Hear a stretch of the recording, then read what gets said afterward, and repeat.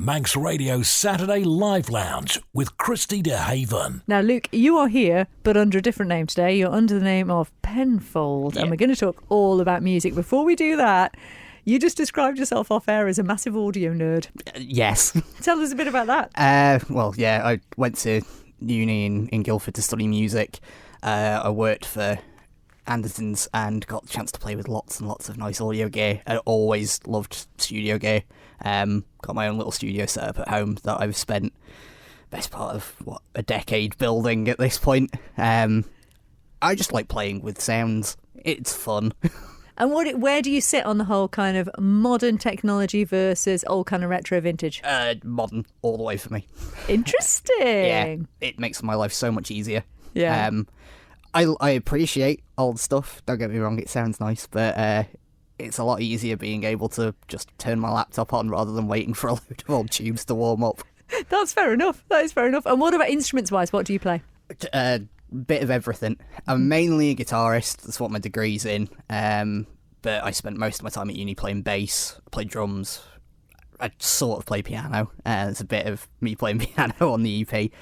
Mainly programmed, but yeah, pretty much if I'm given an instrument within 10-15 minutes I can get a tune out of it. Might not be great, but it's doable. Oh, you're so lucky to have that kind of... I say lucky, it's not luck at all, it's practice, isn't it?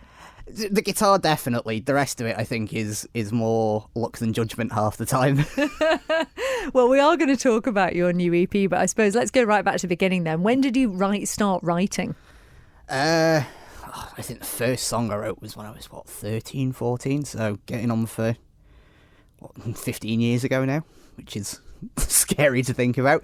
Yeah, this EP I started writing 2 and a bit years ago, so yeah, a while. It's taken me a while to get it to the stage that I'm happy with it now. Well, you mentioned that you've got your own studio at home, so how much of this did you create at home? Not all of it. It was all done me in my bedroom or in my studio room with 1 or 2 little bits that I got my mates to record themselves. But yeah, everything, mixed it, mastered it.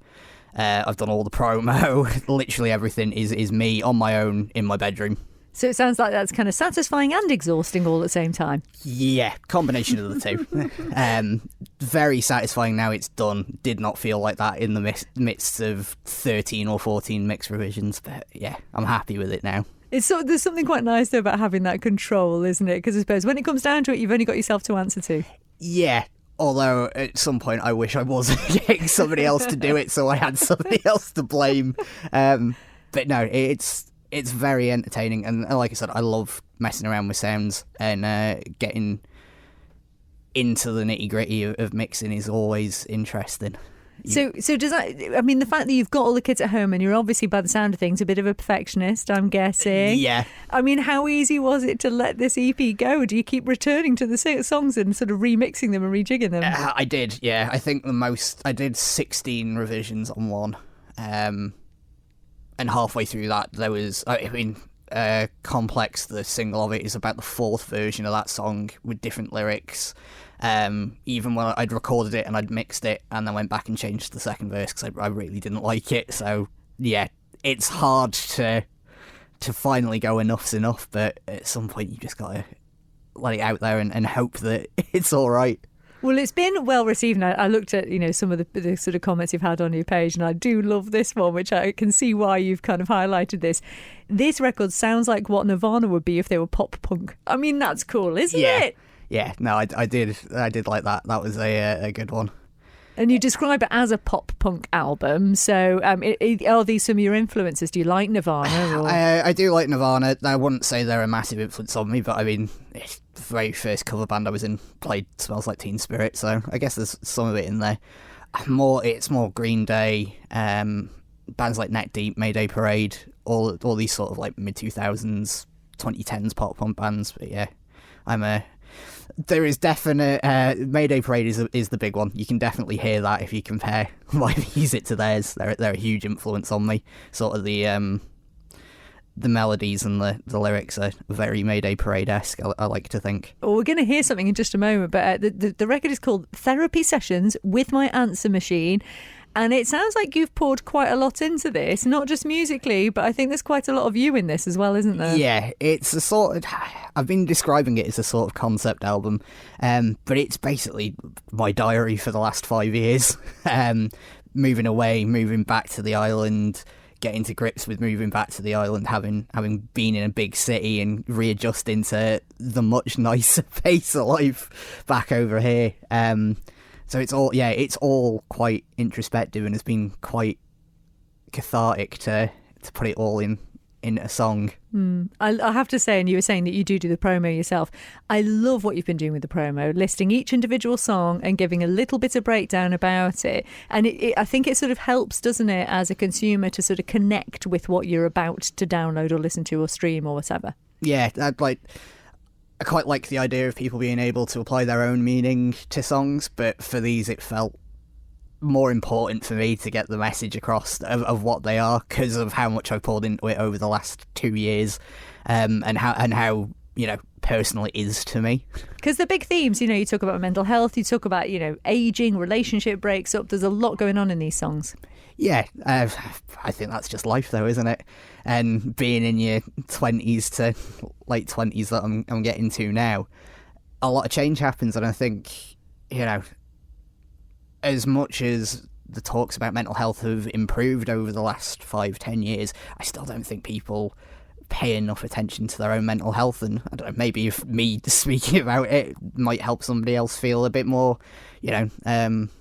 confident in their own way of talking about it.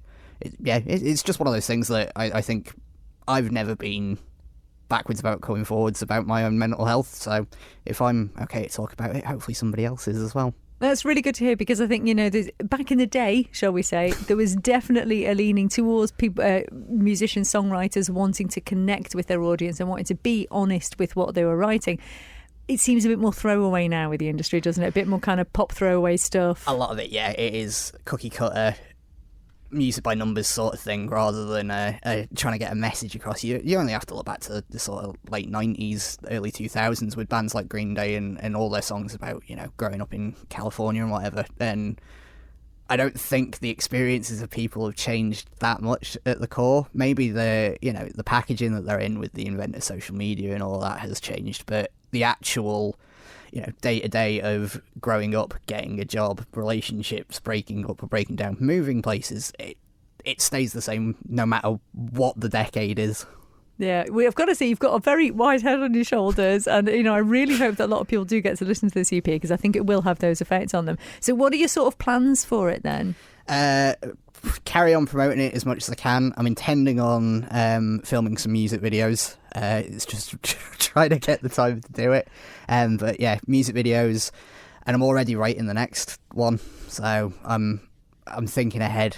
I think now that this one's done, I'm on to the next one, and hopefully a slightly brighter outlook. I love that you've not been deterred, because you did say it's very much a kind of complex thing you've been doing, but you've not been deterred, which is good. You're up for doing another one. Yeah, always up for writing more music. It's what I do to chill out most of the time. So, well, what about the performance side of it? Because as you did say, is a lot of it laptop kind of based, but there are instruments and things in there. So is it something you could perform live? It is. I am in the process of putting a band back together to perform it. Hopefully not for a one and done sort of thing. Hopefully many times, but I'm just waiting for my drummer to get back to the island, and then it's all systems go. Hurry up, drummer! Yeah. All right. Well, we're going to hear the single Complex now, so just tell us a little bit about it before we hear it. Yeah, it's like I said, it's about the 4th or 5th iteration of the song. It's all about the breakdown of a relationship, and me sort of realising where that relationship was headed. So it's quite a personal one. It is honestly one of the best choruses I've ever written, and will probably ever write. I keep finding myself singing it even now, having spent 300 or 400 hours listening to this song. So yeah, I hope people like it. I'm sure they will. It's a really good tune. It's been a pleasure meeting you. Just let people know where they can find your music then, Luke. You can find me on all social media at either at Penfold or at Penfold UK. I'm on Spotify, SoundCloud, Apple Music, all of the usual places. And we should say it's spelled Penfold. F-A-U-L-D. So F-A-U-L-D, Penfold. That's the way to get it out there, so don't forget that one. Thank you so much. Will you keep us posted on all the sort of developments in the future? Thank you.